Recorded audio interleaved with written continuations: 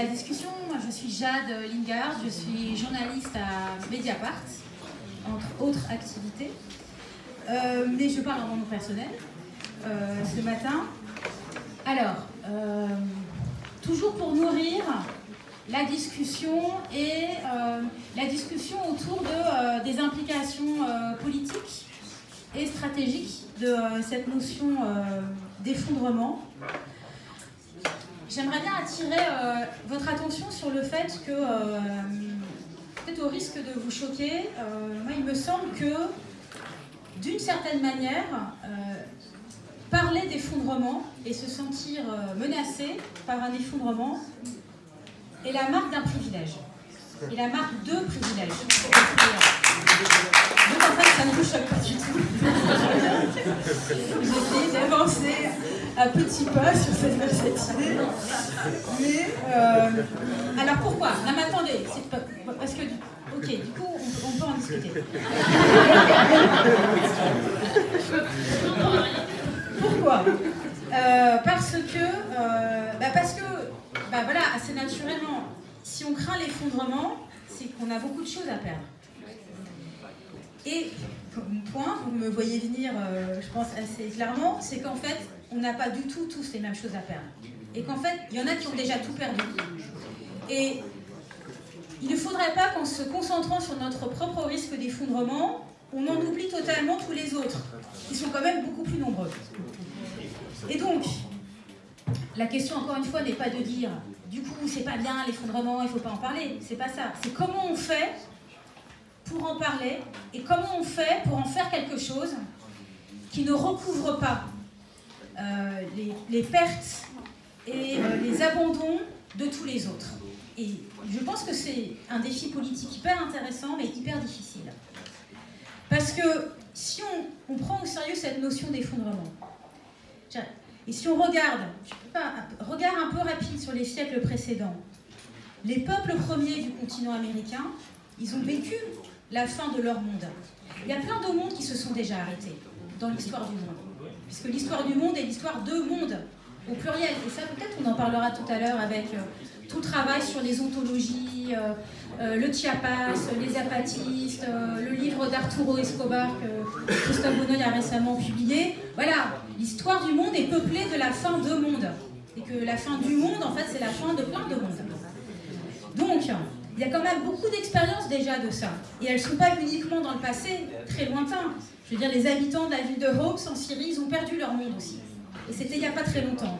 Les victimes des inondations en Inde cet été, elles ont perdu leur monde. Bon, je ne vais pas faire la liste totale, mais je veux dire, on parlait tout à l'heure des ouvriers et des mineurs en Allemagne. Les mineurs français du Nord et de l'Est, les ouvriers sidérurgistes du Nord et de l'Est, ils ont perdu leur monde. Est-ce que parler d'effondrement, c'est la meilleure manière de les attirer, de les encourager, de les inciter à entrer en transition énergétique, démocratique et citoyenne? Ces personnes qui ont déjà tout perdu, ou qui ont le sentiment d'avoir tout perdu, parce qu'en fait on n'a jamais tout perdu.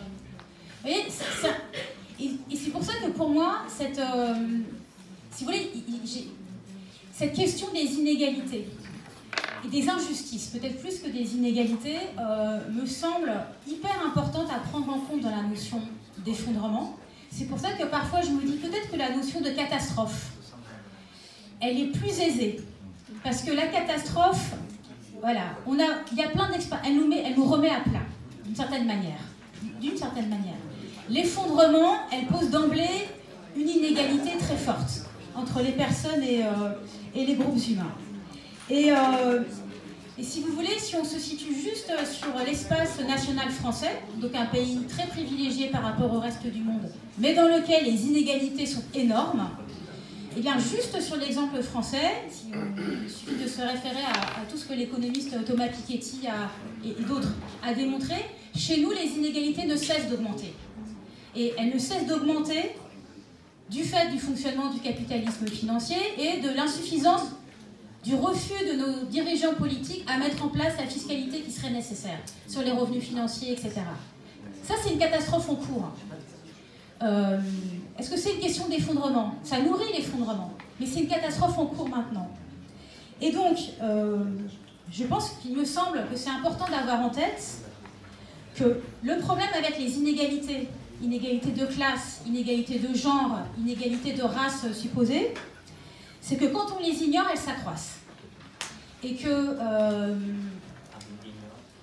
du coup, il me semble qu'en tant que personne, et sociologiquement à très gros traits, dans les personnes qui viennent à ces universités de mouvements sociaux, on sait qu'on est globalement plutôt des classes moyennes, plutôt des blancs et plutôt des gens bien dotés en diplôme, même s'il y a plein de personnes, sans doute ici, qui, voilà, on est chacun différent. Globalement, on est quand même situé là, socialement, et ça me paraît hyper important, ouais, j'ai terminé, ça me paraît hyper important qu'on se rende compte de ça, de cette forme d'entre-soi, qui n'est pas simplement un problème d'homogénéité sociologique, qui est un vrai problème politique, qui est un problème de...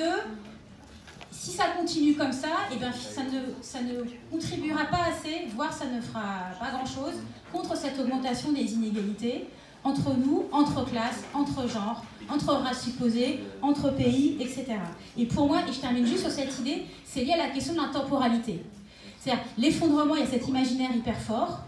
Attention à ne pas se laisser prendre par un imaginaire, comme le dit Christophe tout à l'heure, un imaginaire un peu du futur proche. On imagine, ce serait quoi l'effondrement? Alors qu'aujourd'hui, on a des urgences là, maintenant, tout de suite. On a des familles qui meurent de l'intoxication de l'air intérieur, de leur logement insalubre, parce qu'ils ont des radiateurs défectueux. C'est des inégalités sociales, de santé, de climat. Plus le climat va se dérégler, plus on aura ce type de situation. Et ça, c'est tout de suite maintenant. Et parfois, ce qui m'inquiète un petit peu dans la notion d'effondrement, c'est où est-ce qu'on met la bonne barrière temporelle? Quand il y a tant d'urgences là, maintenant, qui sont invisibles.